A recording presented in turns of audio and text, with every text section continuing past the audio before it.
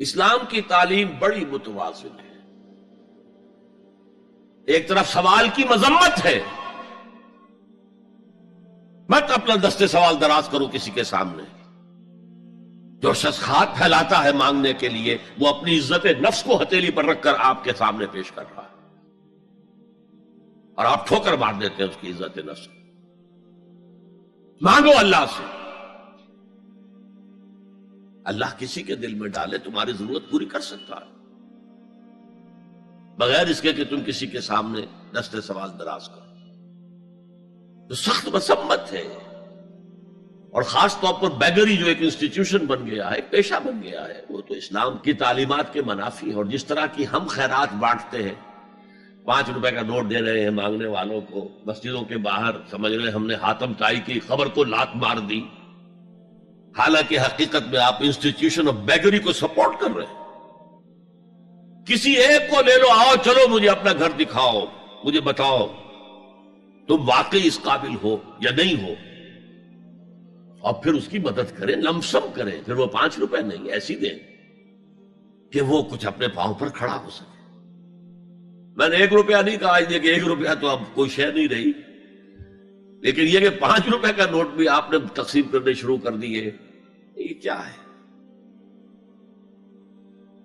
وَالسَّائِلِينَ وَفِي الرِّقَابِ. لیکن دوسری طرف سائل کو جھڑکنا نہیں ہے.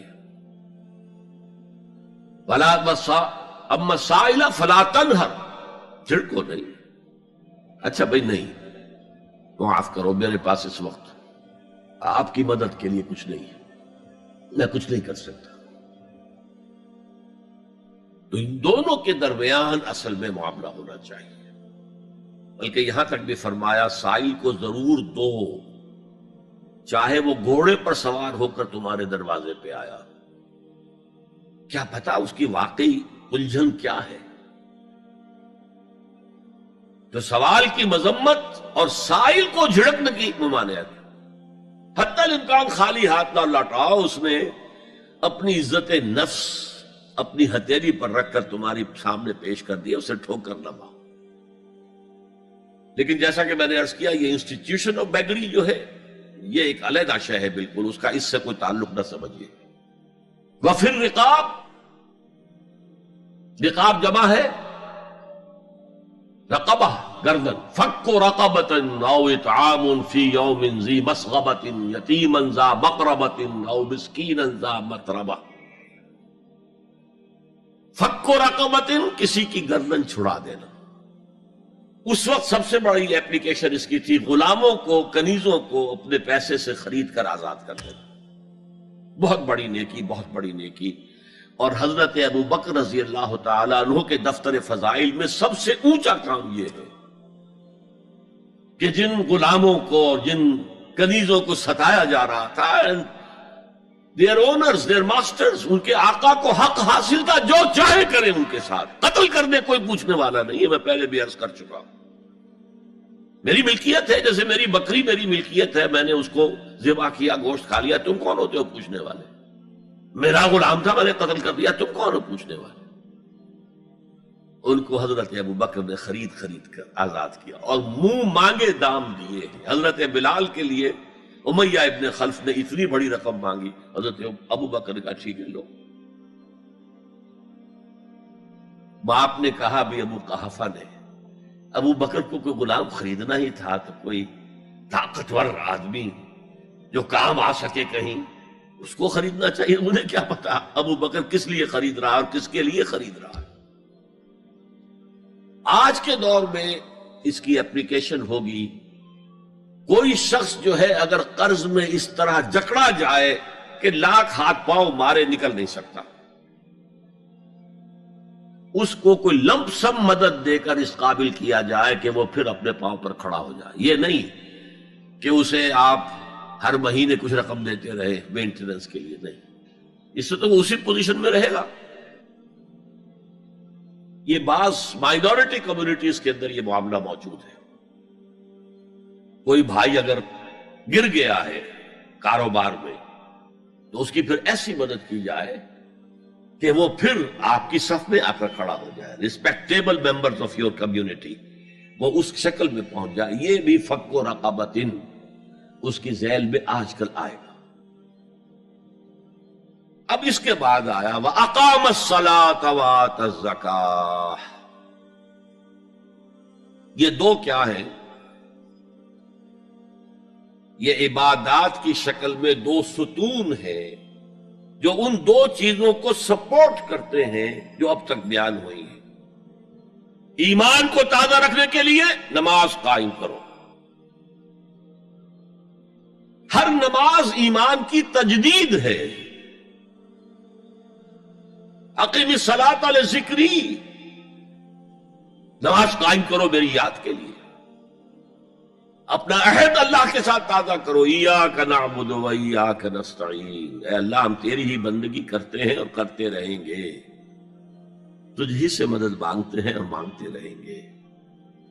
اپنے اس عہد بندگی کو تازہ کرو، ایمان کو تازہ کرو. الحمدللہ رب العالمین الرحمن الرحیم. ایمان باللہ تازہ ہوا نا.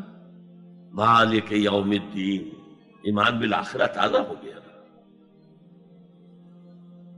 یہ ہے ایمان کو قائم رکھنے کے لیے، نیکی کی اس روح کو برقرار رکھنے کے لیے اللہ تعالی کی طرف سے یہ ستون ہے.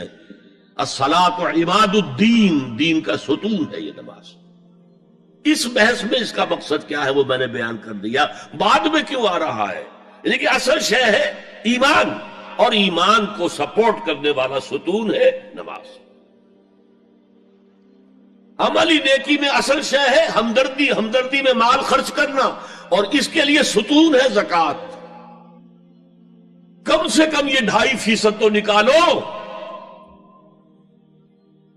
بوتل کا کارک تو کھل جائے، پھر اور بھی دو اور بھی دو اور بھی دو. یہ تو obligatory ہے، یہ تو فرض ہے، یہ تو لازم ہے. لیکن مقصد کیا ہے؟ اس کو جو سمجھ لیا بس یہی زکوٰۃ ہی ہمارے ذمے میں ہے، وہ بڑے مغالطے میں. حضور نے فرمایا صلی اللہ علیہ وسلم ان فی المال حقا سوى الزکوٰۃ. اے مسلمانوں یہ نہ سمجھنا کہ بس زکوٰۃ ادا کر دی تو تمہارے مال کا سارا حق ادا ہو گیا. ان فی المال حقا سوى الزکوٰۃ،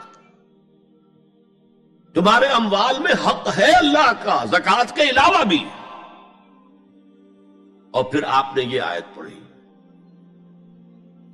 وَآتَى الْمَالَ عَلَىٰ حُبِّهِ ذَوِي الْقُرْبَىٰ وَالْيَتَامَىٰ وَالْمَسَاكِينَ وَابْنَ السَّبِيلِ وَالسَّائِلِينَ وَفِي الرِّقَابِ وَأَقَامَ الصَّلَاةَ وَآتَى الزَّكَاةَ. یہاں آتا زکوٰۃ تو ہے ہی ہے، اس سے پہلے جو آ رہا ہے یہ سرپلس ہے، اس سے آگے کی بات ہے، یہ ایڈیشنل ہے. اسی لیے جب انفقوا انفقوا انفقوا انفقوا انفقوا کی جو تکرار ہوتی ہے قرآن مجید میں، تو ایک جگہ پھر سوال کیا صحابہ نے کتنا خرچ کرے حضور؟ فرمایا قل العفو، کہہ دو جو بھی ضرورت سے زائد دے ڈالو. Don't accumulate, don't retain any thing.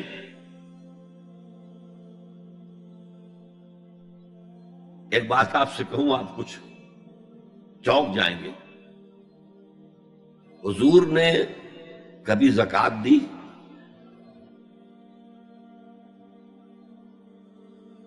کبھی نصاب کے بقدر پیسہ آپ کے پاس جمع ہوا کہ آپ پر زکوٰۃ واجب ہوتی؟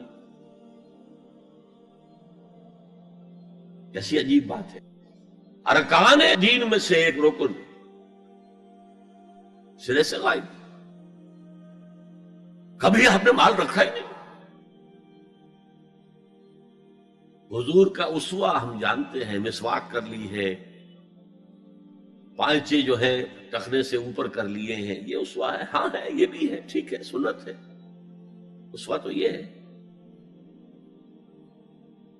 اور صرف آپ کا نہیں، جنہیں ہم کہتے فقراء صحابہ، ابو ہریرہ، ابو ذر،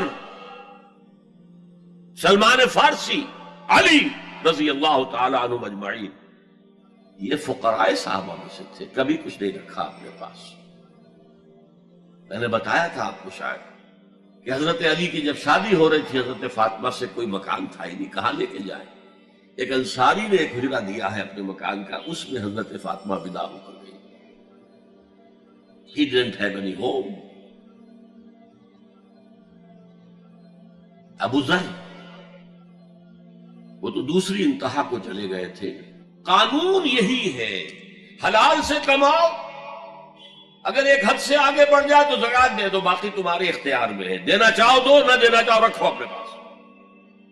قانون اس سے زیادہ آپ کو پابند نہیں کرے گا. کبھی بھی آپ نے جبر نہیں کیا، ایمرجنسی میں بھی جبر نہیں کیا. ایک واقعہ آتا ہے کہ حضور کو کئی وقت کا فاقہ تھا. تھوڑی دیر کے بعد حضرت ابو بکر آئے، آپ نے چہرے سے پہچان لیا کہ فاقے سے. پھر حضرت عمر آئے، پہچان لیا کہ فاقے سے. شاید حضور خود اپنے لیے نہ اٹھتے نہ جاتے، اپنے دونوں ساتھیوں کو لے کر ایک انصاری کے باغ میں پہنچ گئے. انصاری کی عید ہو گئی، فوراً لا کر اس نے کچھ کھجوریں کچھ انگوروں کے گوشے رکھے. اس کے بعد وہ دوڑا چھری لے کر کسی جانور کو ذبح کرنے کے لیے. یہ ساری تفصیلیں میں کیا بتا رہا ہوں. مال یہ نہیں تھا کہ مدینے میں سبھی فاقے سے تھے، موجود تھے جن کے پاس مال تھا، لیکن جبرن آپ نے کسی سے کچھ نہیں لیا. جب وہ چھری لے کر چلا، فرمایا دیکھنا کسی دودھ والے جانور کو نہ ذبح کرنا.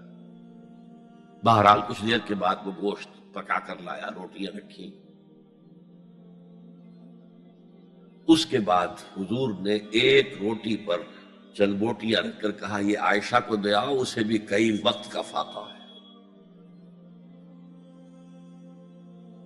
اور پھر حضرت عمر کی طرف رخ کر کے کہا عمر یہ ہے وہ نعمتیں جس کا حساب دینا پڑے گا اللہ کے ہاں. وَأَمَّا بِنِعْمَةِ رَبِّكَ فَحَدِّثْ، اور یہ جو فرمایا گیا الہاکم التکاثر میں نعمتوں کا حساب لیا جائے. وَلَا تُسْأَلُنَّ يَوْمَئِذٍ عَنِ النَّعِيمِ، فرمایا یہ نعمتیں ہیں. یہ ہے اصل میں انفاق کا معاملہ، آپ کے اس پر چھوڑ دیا گیا ہے. جتنا بھی آپ میں جذبہ ہے، جتنا بھی آخرت کا یقین ہے، اتنا ہی آپ پسند کریں گے کہ آخرت کے بینک میں جمع کرائیں، یہاں کے بینکوں میں کیوں جمع کرائیں. یہاں کتنا دے دیں گے آپ کو؟ 10%، 20%. وہاں 700% ملتا ہے. 700% نہیں، 7,000، 700 گنا. Why to keep it in these banks؟ حضرت مسیح کا جو پہاڑی کا واس بہت مشہور ہے، سرمن آف دا ماؤنٹ، بڑے پیارے الفاظ ہیں. میں آپ سے اپنا تاثر عرض کیے بغیر نہیں رہ سکتا. جہاں تک مواعظ کا تعلق ہے، جو حضرت مسیح کے مواعظ آئے ہیں ان سے اونچے واعظ کوئی ممکن نہیں. اسی میں یہ جملہ بھی ہے، دیکھو اپنا مال زمین پر جمع نہ کرو، جہاں چوری بھی ہوتی ہے ڈاکہ بھی پڑتا ہے، کیڑا بھی خراب کرتا ہے.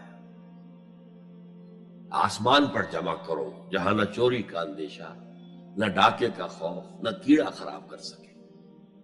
اس لیے کہ میں تم سے سچ کہتا ہوں کہ جہاں تمہارا مال ہوگا وہیں تمہارا دل ہوگا. مال یہاں ہوگا تو دل اٹکا ہوا ہوگا، اور فرشتے اس طرح گھسیٹ کر کھینچیں گے آپ کی جان کو جیسے کہ سیخ پر سے کباب کھینچا جاتا ہے.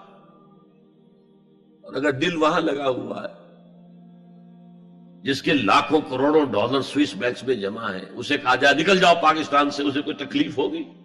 نکل جاؤ فلاں ملک سے، ملک بدل کرتے تو کیا تکلیف؟ میرے بینک کے اندر پیسے ہیں. البتہ جس کا باہر کچھ نہ ہو اسے اگر یہ دی جائے سزا تو اس کی تو جان پر بن جائے گی.